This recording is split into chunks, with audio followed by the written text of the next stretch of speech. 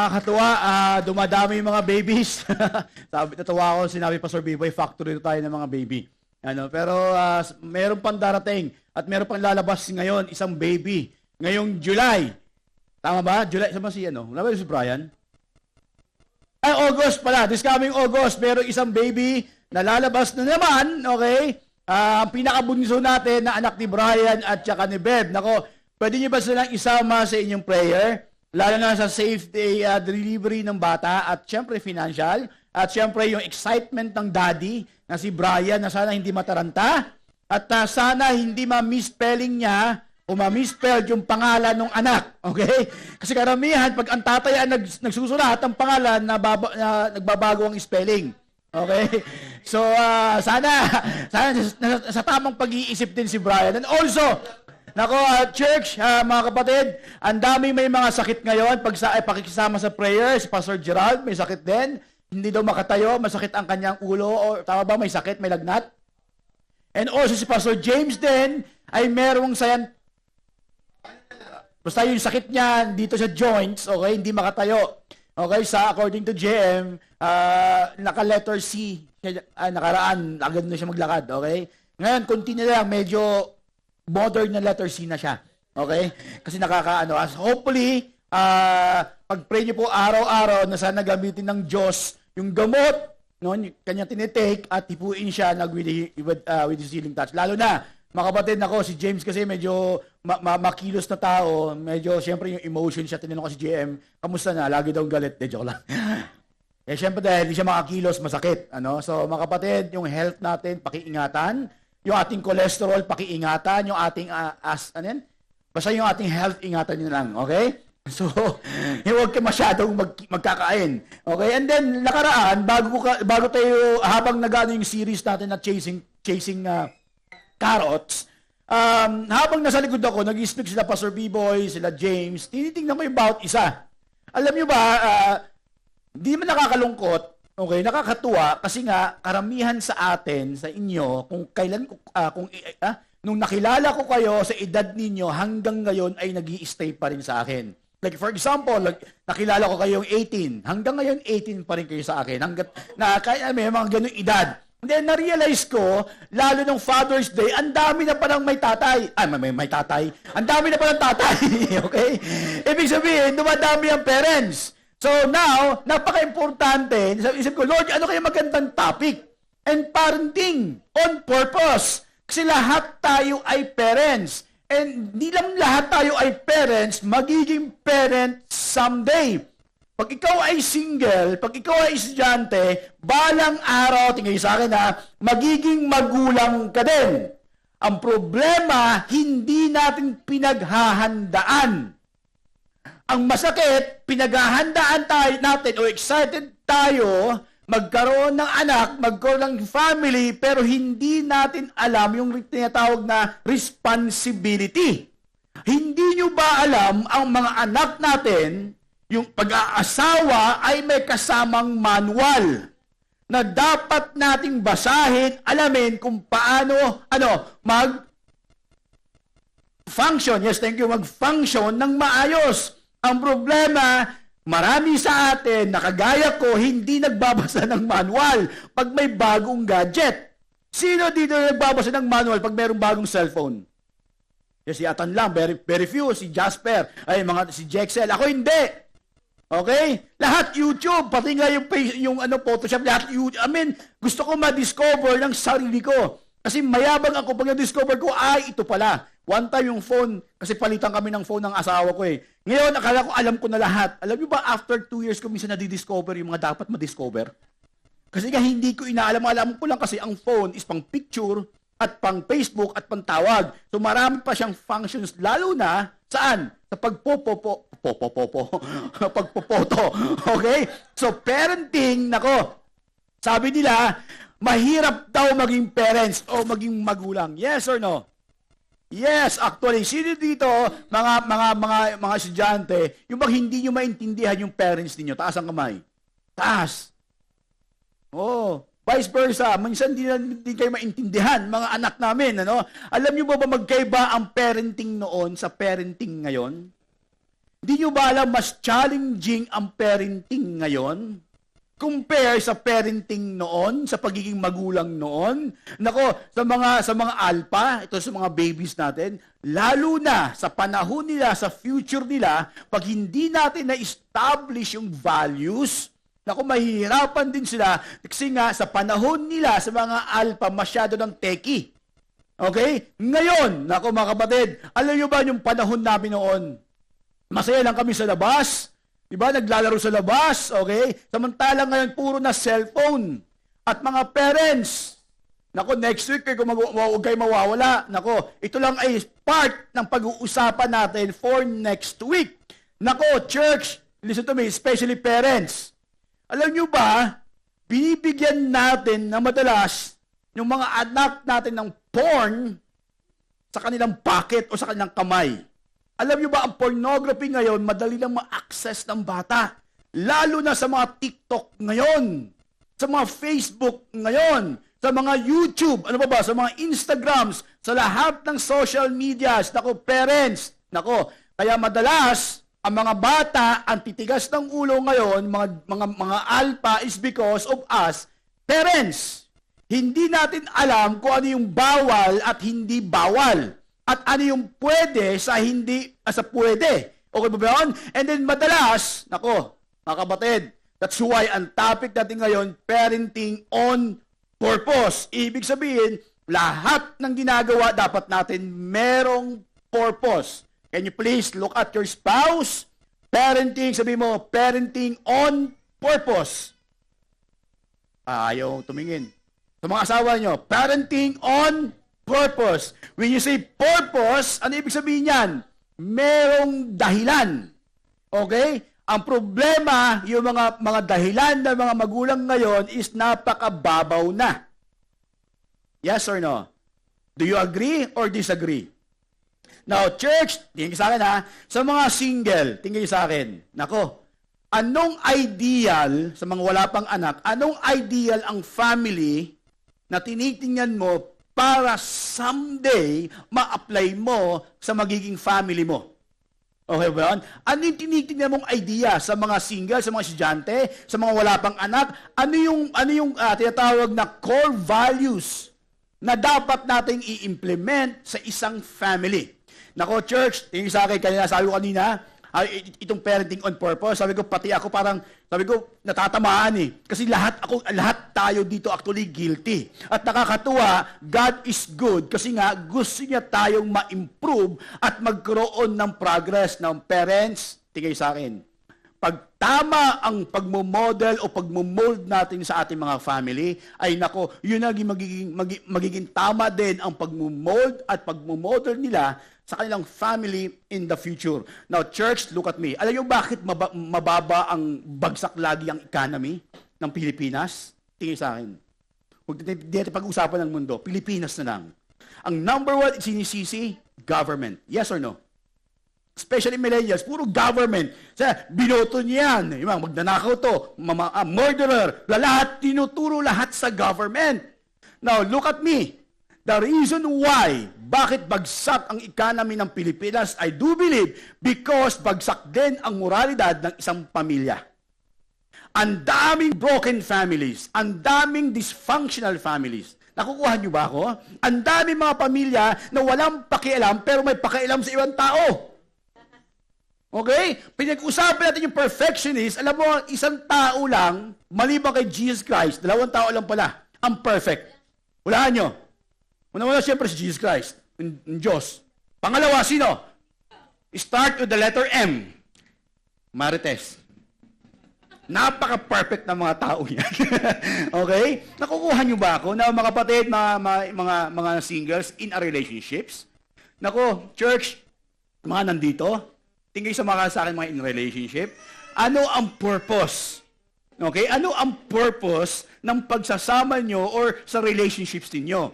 Kung ang purpose nyo lang para lang ma-enjoy, okay, para lang magkaroon ka ng partner, para maging in sa mundo, is mali yan. Lagyan natin ng purpose. Now, ang title natin ngayon, How to Help Your Children Love God. Now, church, Lahat tayo dito millennials. Wala ako millennials and alpha na nakita. Walang Gen Y. Si Atan lang ata Gen Y dito. Tsaka si Kuya Francis nyo. Matanda sa akin si Kuya Francis yun ang 1 taon eh. Ay, 2 taon. Tama ba, Franz? Buwan lang. Okay.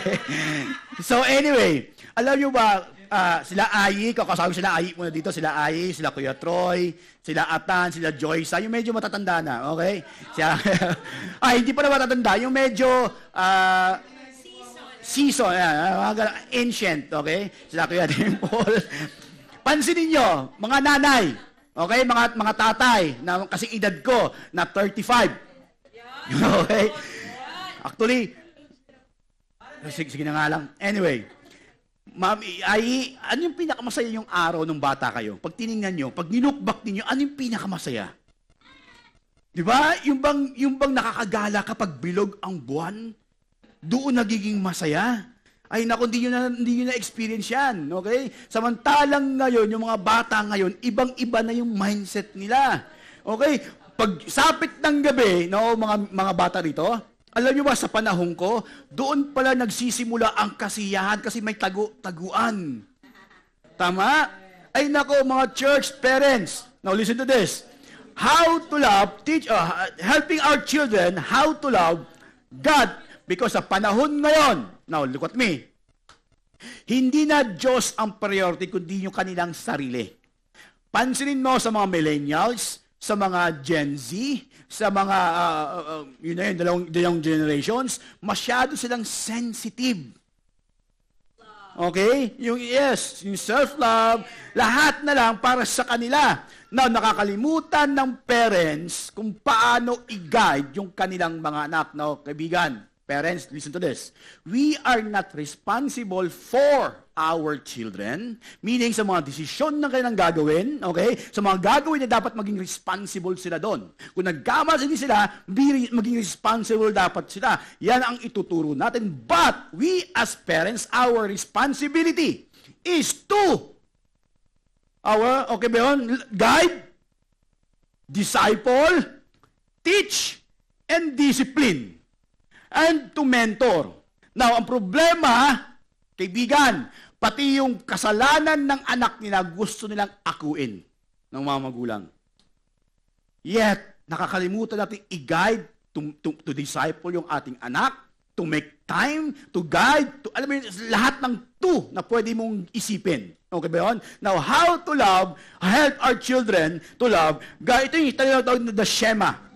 Okay? Pag sinabing Shema sa Jewish kultura, ito yung madalas nire-recite nila pag sila ay nagkakasala or nire-remind ng kanilang sarili. Kung paano nila basahin yan, yung kanilang kamay, nakatakip sa ulo, twice a day, at ito ang kanilang prayer. Now, if you have your notes, sa inyong screen, sabi doon, Deuteronomy 6, chapter 4 to 9, sabi doon, Hear, O Israel, the Lord our God, the Lord is one. Nako, church, love the Lord your God with all of your heart, with all of your soul, and with all of your strength. These commandments I give you today, and to be on your hearts. Impress them on your children. You have to impress, show, teach. And then sabi doon, ito yung how to disciple children. Sabi doon, talk about them when you sit at home. Now, church, natin ma-remind. And minsan madalas, parents, hindi natin alam o namamalaya na yung anak natin ay na-spoiled na natin. That's why meron sa mga single, na kung isulat nyo to, i-meditate nyo sa mga in a relationship, kasi soon, malapit tayo mag-asawa at magkapamilya, at least ito yung magiging part ng core values natin. Tatlong bagay, ako ni maraming way, pero tatlo lang sinulat ko. Sabi doon, what are we doing wrong? Number 1, we raise too little. Number 2, we rescue, meron ko sa R at saka S pag pinagsama, okay ba yun? We rescue too quickly. And then pangatlo, we model too weekly. Himay-himayin po natin yan, mga parents. Number 1, sabi doon, we raise, too little. Yung panahon namin noon, okay, mga bata, pag ang parents, pag sinabi, okay, ilabas kayo kahit gabi na kayo bumalik. Basta mag-enjoy kayo. Bahala kayo sa buhay nyo. Okay? Dalawa lang rules. Huwag kang pumatay at huwag kang mamatay. Basta mag-enjoy ka. Okay? Yung sinasabi, tama na tandaan nyo, laro lang kayo dyan. Patentero kayo dyan. Maglaro kayo ng shato. Ito mo, di mga milis, hindi na-experience shato. Di ba? Hindi na-experience yan. Kasi ngayon, iba na, gadgets na. Okay? Alam niyo po mga parents ngayon, tingin sa akin. Tingin sa akin na parents, guilty din ako dito as charged. Maraming parents ngayon masyadong overprotective sa kanilang mga anak. Ayaw nilang masaktan, ayaw nilang masugatan, magbabike lang. Samantalang noon, panahon ko noon, pag natuto ako magbike, walang helmet, walang brake. Palusong. Grabe! Ngayon, kumpleto, mayroon ng helmet, mayroon lahat, kumpleto. Okay? Bibili lang sa kanto, sasamahan pa.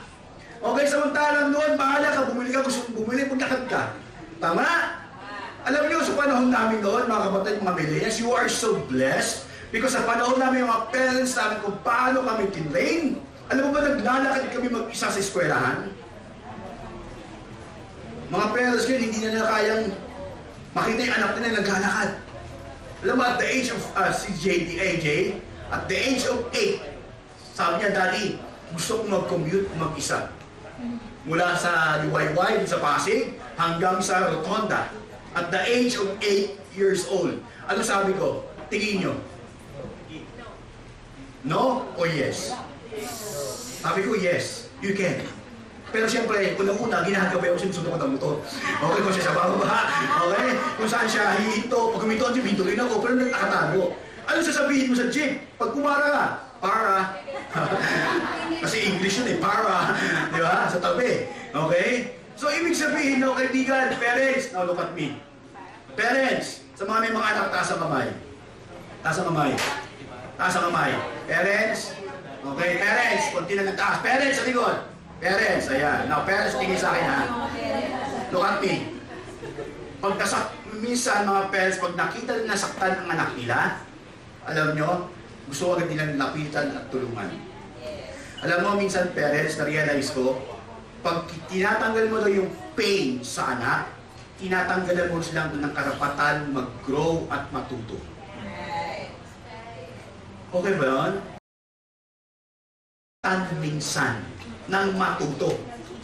At parents, no, tingin sa akin, mag-asawa, taas kamay. Parents, look at me. Dapat ang mga parents, mga single, listen to this, pag kayo ay mag-asawa, ibig sabihin kayo ay team. Pag dinidisiplina ng tatay o ng nanay yung anak nyo, huwag yung kampihan ng anak nyo. Hayaan nyo silang madisiplina. Nagkukuha nyo ako, huwag na huwag nyong i-correct. Now, parents, dito sa akin marinig, lalo sa mga single, sa mga future, parents, and soon someday, parents, huwag na huwag ninyong i-correct ang anak nyo sa harap ng mga anak nyo. Ay, ang asawa nyo sa harap ng mga anak nyo. Nakukuha nyo? Huwag na huwag mo sabihin, mali ang ginagawa mo sa harap ng anak niya. Anak nyo. Okay? Iba pala anak nyo, mali mo sa labas. Sa family. Okay? Dito na ako. Okay? Nakukuha nyo? And mga misis, pag-usapan nyo and mister kung sino ang magdidisiplina. Hindi both parents ang magdidisiplina. Maybe meron isa, o pwede pag-usapan yung dalawa. Kaming dalawa ni Ate Abby nyo, pag pinapalo ko si AJ at si JD, anong ginagawa niya? Lumalabas siya. At kung sigaw ng mama, mami, bahala siya. Kailangan mo harapin yung consequence. That's why, minsan madalas, parents, hayaan natin yung mga anak natin matuto sa pain. Sa mga maling ginawa nila. Now, church, ang mali kasi dito minsan, tingin sa akin pag gano'n ang parents, why ang daming millennials and Gen Z ngayon, wala nang confidence sa kanilang sarili. Kasi nga, laging nandyan si nanay at si tatay. Hindi natututong tumayo. Okay ba yun? That's why sinabi doon, pati yung faith nila sa Panginoon, nawawala na rin. Kasi nga, masyadong overprotective yung parents. Sabi doon, and without faith, it is impossible to please God.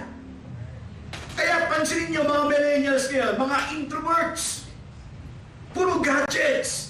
ayaw mag-take ng because hindi sila natuto saan?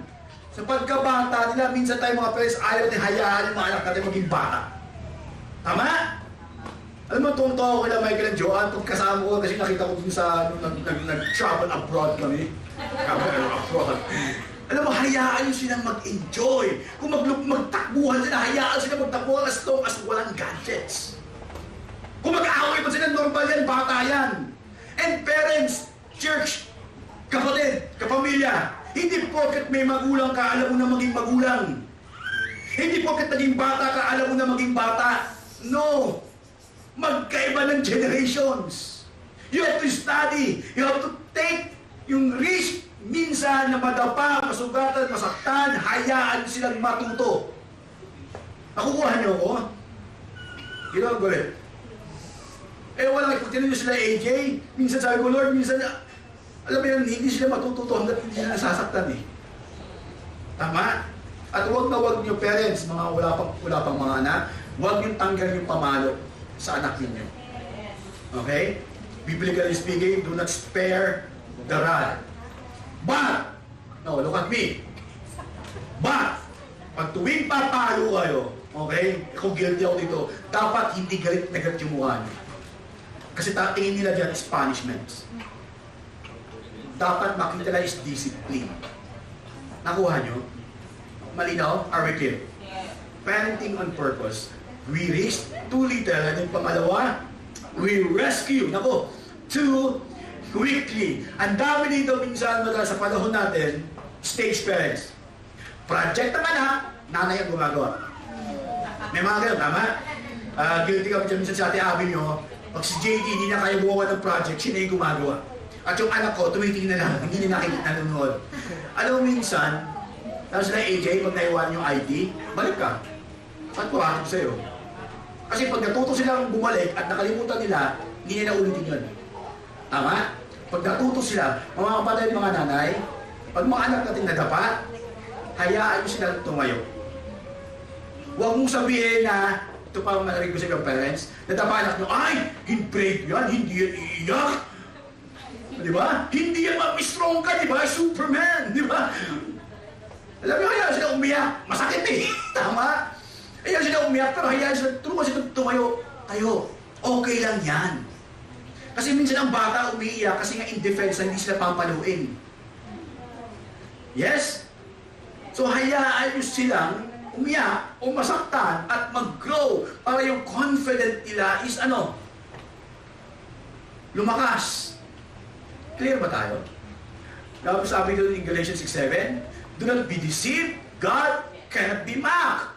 A man reaps what he sows. At minsan, parents, mga young people nandito, pag be responsible, take your responsibility pag kayo ay nagkamali.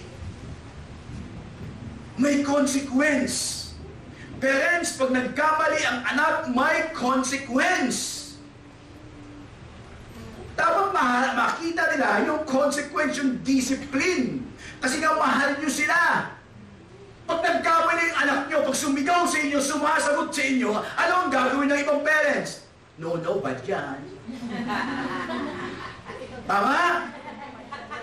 Eh, pambihira. Kaya hindi natututo eh. You have to say, no, that's bad. If you do it again, ito yung palo.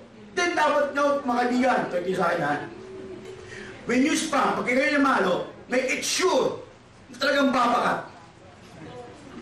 Hindi ko man sinabi every time nagkamali sila, paluin nyo, mga single dito. No, hindi yun.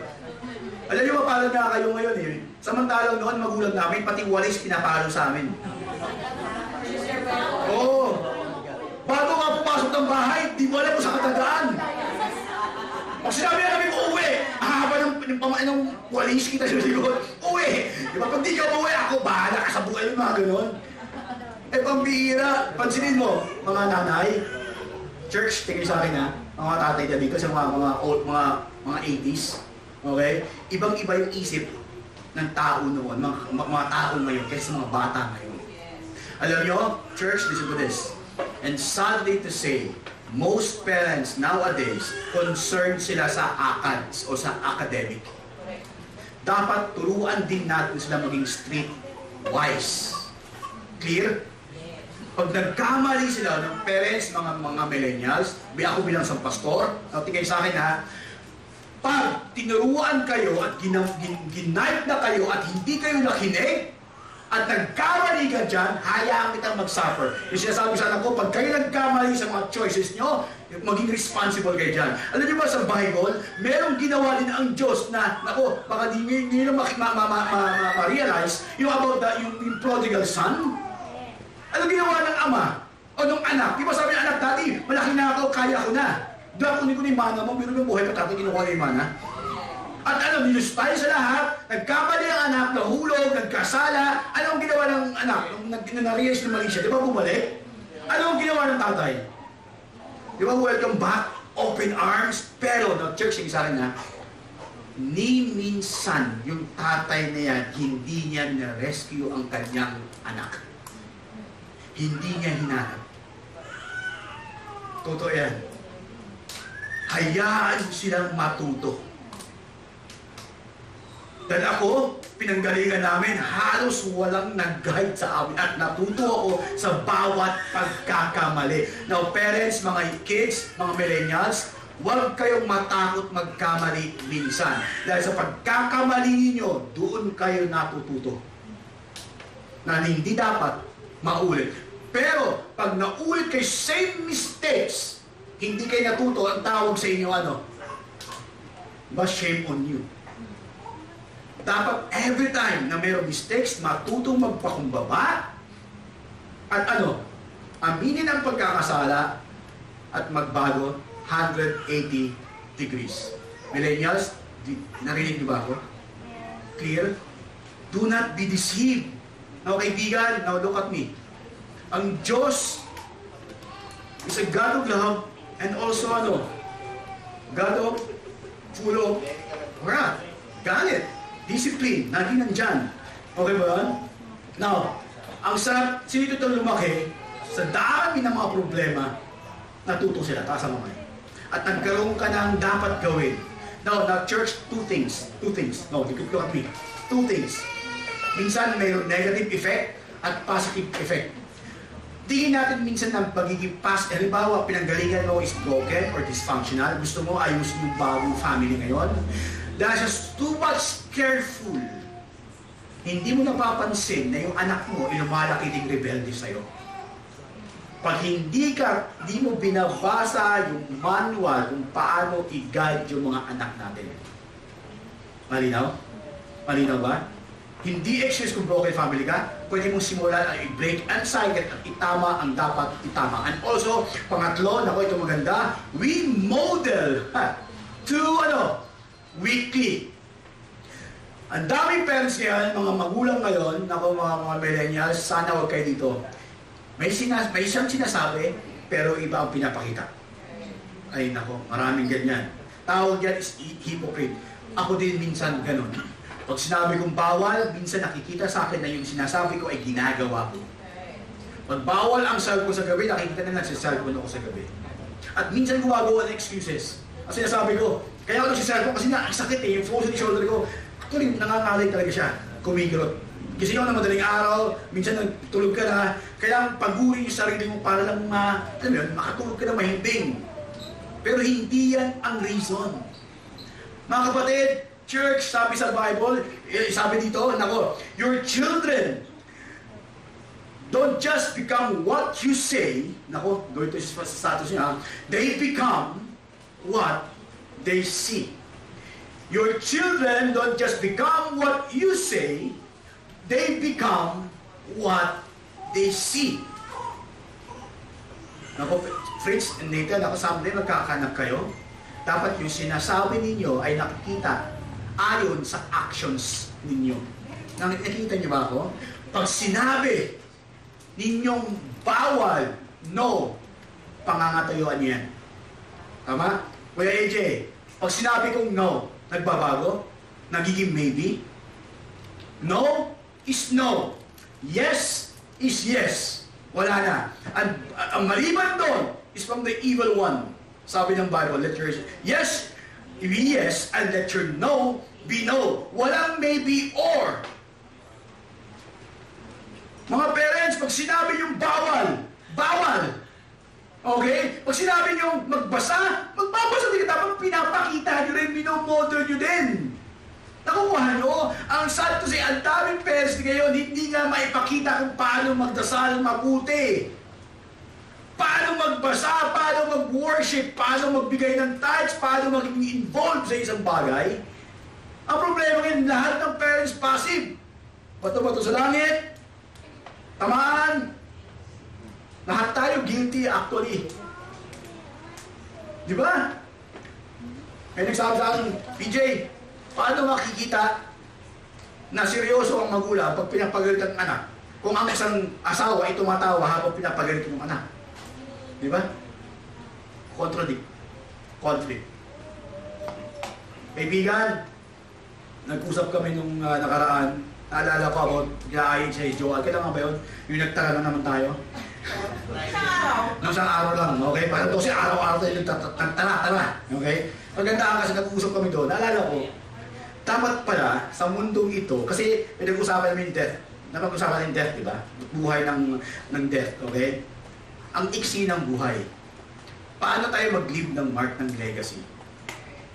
Alam nyo, na-realize ko, makikita yung legacy mo sa family mo at sa mga anak mo. Yung values na ibinigay nyo sa kanila, yung modeling na ibinigay nyo sa kanila, ay may ipapasa sa mga generations, at sa mga generations. Mga kapatid, mga millennials, set a good example sa mga. Okay? And guilty ako minsan madalas, nakababad tayo sa Facebook. Kakapanood ng mga TikTok. Kakapanood ng mga nakakatawa. Ako guilty na palibasa, lalaki, mga sitcoms, nakakatawa. Pero nakakalimutan ko yung time with my family. Totoo yan. Church, hindi tayo mag-grow hanggat hindi mo ina-admit, hanggat hindi nag-uusap ang mag-asawa. Sinasabi nyo, love the Lord, love God, sampasantalang sinasabi mo, God is good, and then nakikita siya, nagpapanik ka pag may problema. Paano kayo magsaset ng example? Di ba? Sabi pa natin, God is control, samantalang ikaw nag-aaway na kayo mag-asawa. Kasi kulang na yung budget ninyo. Nagigits nyo ako? Paano yung set ng example sa bata? Be intentional. Can we read this together? Your children, pakisalakas, 1, 2, 3, go. Your children don't just become what you say, that's why sinabi ng Mark 7 verse 6, Isaiah was right when he prophesies about you hypocrites. As it is written, these people honor me with their lips, but their hearts are far from me. Ang dami nagsiserve, kunyari. Ang dami nagsisimba, kunyari. Pero yung puso nila, ang layo sa Panginoon, ang layo sa ipinapakita nila. Okay ba yun? Ay, nako. Pag kinukita, how much you love God, sabi mo, sobra. And then show it. Pakita mo, lalo sa children, sa mga anak. Di ba? Napag-uusapan niyo yung topic ngayon. Tinatanong sa anak ko, ano ba did you learn? Kasi minsan may miscoach nila. Parang naalala ko si Titus. Kasi, supeto lang Atan ha, pinapagalitan ni Atan si Titus, yung anak niyang panganay, about do your paces, gawin mo yung paces mo. Alam mo sabi ni Titus, Daddy, di ba I am reading the Bible? Kasi nagbabasa siya eh. Ginagawa niya excuse. Sabi doon, do not provoke your children. Alain niyo po sa... So kayo tatay, hindi walang paano paliwanag, do not provoke. Kaya pinaliwanag natin the entire context. Okay, kaibigan, alam mo, minsan, pag-usapan natin hindi lang yung mga good grades, high grades. Pag-usapan natin sa parents, yung relationship natin sa anak natin. Kamusta araw mo? Kamusta yung ginagawa? Pag may mali, confront. Okay ba yun? Sila Troy, sila Joanne, Michael, mga parents na nandito. Pag may mali ang anak, confront with love. Pag hindi ka merong nakita hindi maganda sa Facebook, confront, explain why ito ay masama. Kung kagaya nila si JD, bawal sa'yo ang cellphone this week. Wala kang YouTube this week. Kasi yung YouTube tinanggal ko sa cellphone niya. And then YouTube sa TV dun siya nanonood para nakikita ko.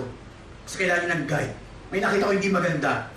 Simula ngayon, bawal na ang YouTube at unscribe mo yan.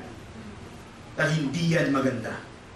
Wala siyang cellphone hanggat sa pagpasok ng eskwela. And by the way, mga kapatid, nagkaroon ng cellphone ng si AG nung siya ay grade 6 sa San Joaquin. Huwag niyong ibigay yung dapat ibigay. Huwag niyong tingnan na kawawa ang anak ninyo. Dahil yung mga kalaro nila ay may mga gadget. No? Kawawa ka paglaki ng mga yan. Pag maling values ang inyong naibibigay. Clear? Malinaw? Okay? We model to weekly. Sabi doon, no exposure, yung sinasabi, now church, dito sa status nyo ha, pag-aralan nyo mag-asawa, who and what you expose your children to will shape, who they become and what they believe. And again, who and what you expose your children to. Yun ang mag-shape sa kanila. Now, paggabi, kasama yung mga pamangking ko sa kotse, sila 30 at saka si Johanna. Intentionally, sabi ko, Johanna and 30, meron akong Bluetooth sa sasakyan. Ano ang music na pinapakinggan nyo? Play nyo. At doon mo makikita kung bakit ganun sila. Kasi madalas, minsan ng mga kabataan, kayo sa akin ha, kung ano yung music na madalas mong pinapakinggan, kung ano yung genre, yun din ang magiging genre ng buhay mo. Totoo. Ako ano? Kung ano yung pinapanood nila, yun ang nagsishape sa kanilang mga puso't isipan. Pati may mga bata ngayon po nagsalita, kapareho ng boss ni Peppa Pig. Mabuti na wala ng Teletubbies eh. Hindi ba sa panahon may Teletubbies? Pero ako sabi mo, halimbawa, dahil si Troy namuha sa Teletubbies, Troy, kamusta ka? Diba? Ang sabwa! Diba? Ang sabwa! Kaibigan, makinig. Mga millennials, mga kabataan, mga parents, be sensitive kung saan nyo ini-expose ang anak ninyo. Malinaw? Clear? Dapat, children, parents, pakiusap, pati ako kasama ako, including myself, dapat, i-expose natin sila sa mga taong maka-Diyos din. Sa right people. Hindi porket Christian group, i-expose mo doon at mali yung kultura na against ang kultura mo. Huwag mo isama doon.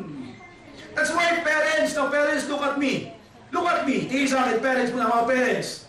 Hindi porket grupo Kristiyano na worship sa isang ministry, okay, expose mo anak mo doon kung hindi naman akma yung kanilang kultura sa kultura nyo. Yung maging sensitive para i-discover kung anong klaseng grupo ang meron sila. Nakukuhain mo ba ako?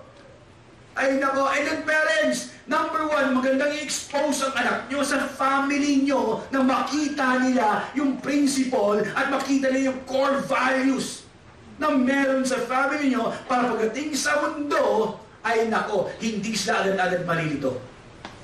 Malinaw ba? Now, parents, pag kayo nag-away, ulitin ko lang ha, dapat ang bahay natin is playground, hindi battleground. Okay? So mag-asawa, may mga anak na, taas ang kamay again. Church, tingin sa akin. Parents, look at me, please, babatayin ko kayo ng chok na. Bawal na pala kayo, bawal, matulfo. Parents, tingin sa akin. I-expose niyo ang anak nyo. Tingin sa akin ha, expose your children kung paano kayo mag-usap mag-asawa. Okay? Dapat nakikita nila na meron paano mag-respond properly. Dapat walang murang lumalabas sa bibig nyo.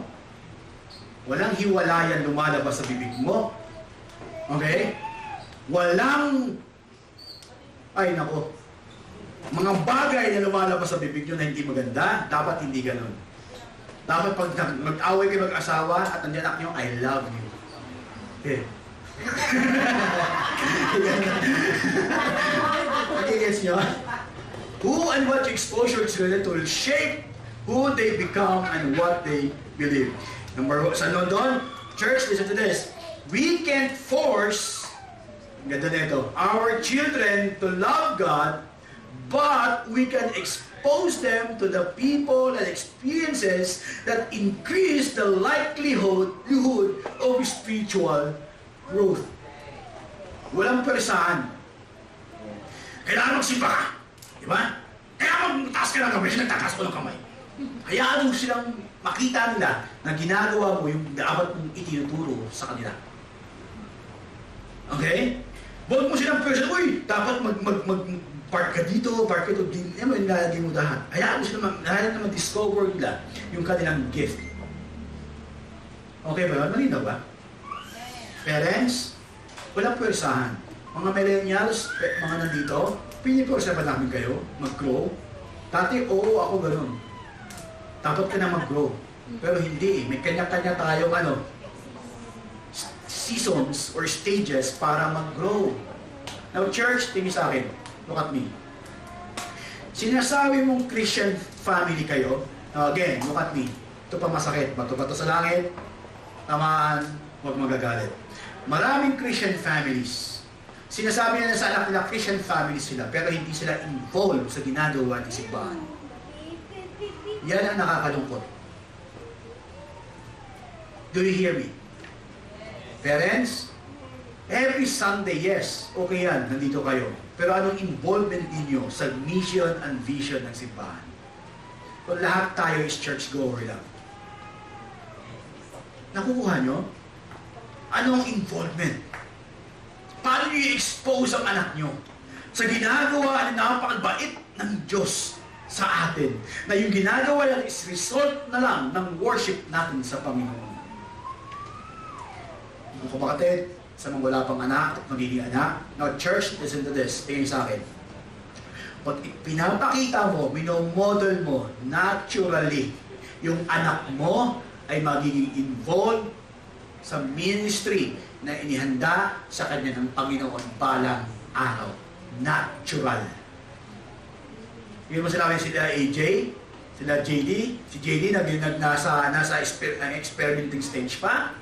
Tutuwa ko si AJ, part ng RTW, part ng workshop, pero hindi ko sila pinili. Tama ba kuya? Pinili ba kita maging part ng Sinabi daddy, gusto ko mag-gitara. Okay, mag-gitara ka. Hayaan ko, hindi ko sinabi maging involved ka dyan. Hayaan mo mag-discover mo yung gift mo.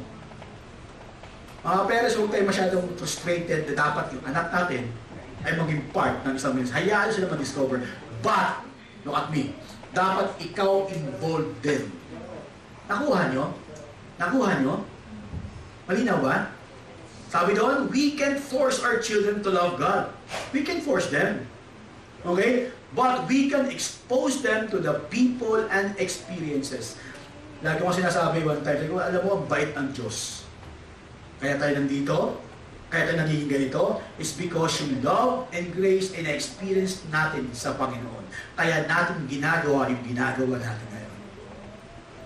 Mga gano'n, hindi ako perfect father, meron pa rin ang mga dapat kong ayusin, baguhin. Nasa progress tayo, progressing stage. Lahat tayo dito. Walang perfect, walang matured. Kaya di ako naniniwala sa matured Christians. Kung matured ka sa langit ka na dapat. Okay? Dapat maturing Christians. Malinaw? Parents, dapat every Sunday, dapat makita sa mukha na excited kayo. Tama? Excited kayo mag-serve. Excited kayo mag-worship. Hindi yung nakikita sa mukha, napipita kayo gumising ng umaga. Baka nag-aaway pa kayo mag-asawa. Ipakita natin, i-model natin na ito, yung bang opportunity and privilege maging blessing doon sa ka-church member natin, ka-church family natin. Dapat ikaw, kayo ang family, ang maging channel of blessings doon sa mga katabi natin. Malinaw ba? Napaka-iksi ng mundo, para sayangin natin, pagsin ng oras, okay? Para sayangin natin yung mga dapat natin sayangin. And then sabi din doon, expose them the joy of knowing God personally. Now, church, tanong ko sa inyo, mga parents, mga bata, nakikita ba yung joy sa inyo na nakilala niyo ang Panginoon? Yes or no? You have to expose them the joy. When you say joy, ayaw wala ko nakita ng mga anak ko to. Pag kami mag-asawa, alam mo, ini-enjoy namin yung blessings, ini-enjoy namin yung time together, ini-enjoy namin na meron kaming Savior, na na-experience namin yung love, yung guidance ng Diyos sa buhay namin sa pamamagitan ng pagmamahalan namin dalawa. Na-expose niyo ba yung anak niyo? Pinapakita niyo ba sa anak niyo na ang Diyos is in control? Okay ba, mga parents? Be intentional. Ewan ko lang, mga parents, yung joy na knowing God, now, tingay sa akin ha, ay magre-result ng paglalambing ninyo mag-asawa. Nakikita ba naman anak nyo nagkikiss kayo? Ha? Nakikita ba naman anak nyo niyayakap yung asawa nyo? Oo, hindi. Pero nakikita ba ni Sabi? Na ginagawa siya, kuchi, si Ali. Di ba? Kuchi, mga gano'n. Nilalambing ba natin, Joan, Michael, Atan, si Joyce, in front of our children, Francis? Di ba? Be intentional. Kasi nga yung joy is magre-result ng tamang attitude. Nakukuha niyo ako? Yung attitude natin ang siyang magkukulay saan? Sa ganda at samahan ng isang pamilya. Pag mali ang attitude, magiging black and white lahat.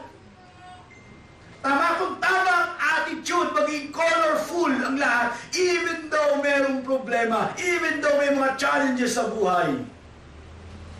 Yung joy of knowing the Lord, yung joy of knowing God, ay naman dapat makita sa atin first, parents. Hindi sa ibang tao, dapat ang values magsisimula sa loob ng pamamahay. Mga kabataan, anong values ang ibibigay mo? Anong joy ang ibibigay mo? Magkaiba ang joy sa happiness. Happiness is masaya ka dahil sa mga surroundings mo na nangyari. Ang joy, everlasting kahit anong situation na meron tayo. Yan ang joy of knowing God. Clear ba yun? Kung walang event, walang trabaho, joy! Okay lang yan! Di ba? God is good! Noong 2020, wala kaming pera, walang trabaho, wala lahat. Joy! Wala Kuya AJ, nakita niyo ba kami nag-aaway? Pinapakita pa namin sa anak namin, wala tayong pera, wala tayong makain. Di ba? Kawawa na tayo. Buti pa sila. Di ba? Mga ganon. Yung joy of knowing God na alam mo ang Diyos, hindi ka babayaran.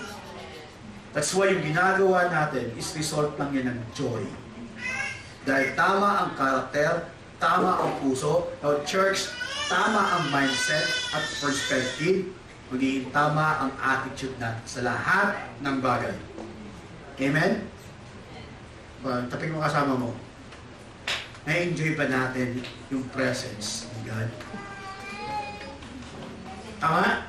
Na-enjoy pa natin yung presence ni God. Sa mga may mga babies dito, ay napasarap may baby. No, church, mga parents, na may baby na maliliit, pagdating ng 2 years old, no, makinig kayo sa akin ha, pag hindi na-establish yung discipline, magiging wild sila from 2 onwards. Okay? Sila AJ, JD, AJ, paano lang ang pag-ayaw ko? Isang tingin lang, tama? Si AJ, makulit yan. Pag tinignan ko, upo na yan.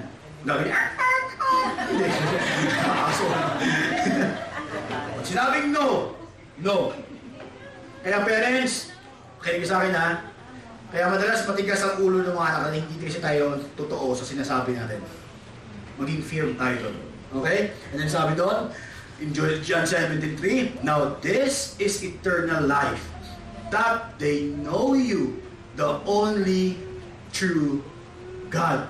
Paano nila malalaman na ang sinasamba natin ay totoong Diyos kung hindi nakikita sa atin?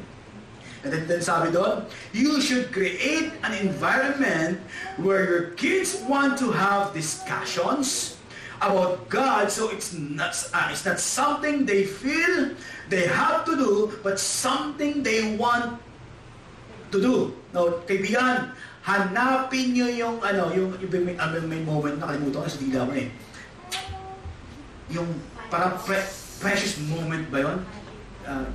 Basta yun, nasa dila ko eh. Yung basta moment, okay? Magic moment. Ha? Magic moments. Yes, thank you Kuya Tal. Magic moments. Pag anak nyo nagtanong na about God, ibigay nyo yung attention nyo.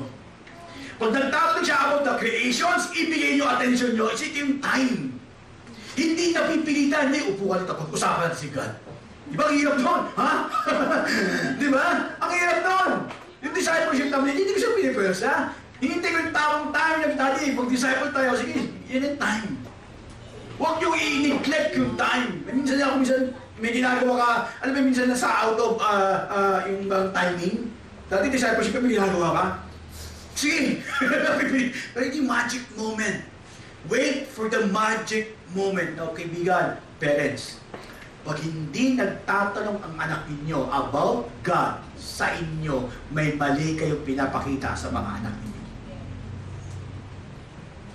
Pag hindi sila nagtanong about how big is God, how good God is, maybe hindi nakikita sa buhay ninyo mag-asawa. Ask yourself. At huwag niyong ipagkatiwala sa ibang tao na mayroong mag-aalaga sa anak ninyo. No. Dapat number one, kayo ang mag-guide sa mga anak ninyo. Malinaw? Mga estudyante, malinaw ba? Dapat kayo ang magturo, hindi yung ibang tao. Are we clear? Look for the magic moment. Find the magic moment na yan. Okay? And then, yung pangatlo, expose them to the presence and power of God in His church. If you read in Psalm 92 verse 13, those who are planted in the house of the Lord shall flourish in the courts of our God. Meaning, expose natin sila sa church. Sa mga kasama, sa mga fellowship. Huwag niyo ipagkait yung time na yan. Okay ba yun? Namilinaw ba tayo? And then, nakakatuwa, no? Ang pagiging parents, may kasamang responsibility. That's why, pag every time na nag-dedicate ako ng bata, meron mga gift si God na walang string attached, pero may gift si God na merong string attached. Meaning, may kasamang responsibility. At yung baga, yung mga anak na ibinigay sa inyo, merong responsibility. Huwag kang matakot masaktan, huwag kang matakot magdisiplina dahil gusto mo silang mag-grow ng bilang isang tao, tunay na lalaki at tunay na babae. Hindi yung masyadong sensitive. Malinaw ba? Are we clear? Is God good? Mga parents, pwede ba natin ayusin ulit yung pagiging parents natin? Yes? Okay ba yun, mga parents? Kung sabi mga parents, ayusin natin. Maging seryoso na tayo sa pagiging isang magulang. Maging seryoso tayo sa pagsunod sa Panginoon. Dahil alam nyo, yung cycle na gusto natin putulin sa past natin, baka mag-continue sa anak natin. Gusto nyo ba yun? Kagaya ng nangyari kay Solomon, kay David. Maganda yung pag-aruga kay Solomon, because si Solomon, hindi masyadong lumayo sa Panginoon at nagkasunod-sunod yung mga evil kings. Because hindi nag-guide ng maayos. Naging passive. No, parents, pag passive. No, parents, pag once na may mali, i-correct. Pag once na hindi maganda, inappropriate, i-correct. Malinaw? Malinaw po tayo? And then, parents, mga bata, mga estudyante, help us also, pag-pray nyo rin ang mga parents ninyo na sana maging good parents sila someday. Sa pamamagitan ng mga good example na pinapakita nyo ngayon sa buhay nyo, ang change dapat magsisimula sa'yo, hindi sa ibang tao. Pwede ba lahat ayun mo ko, ipikit ang mga mata?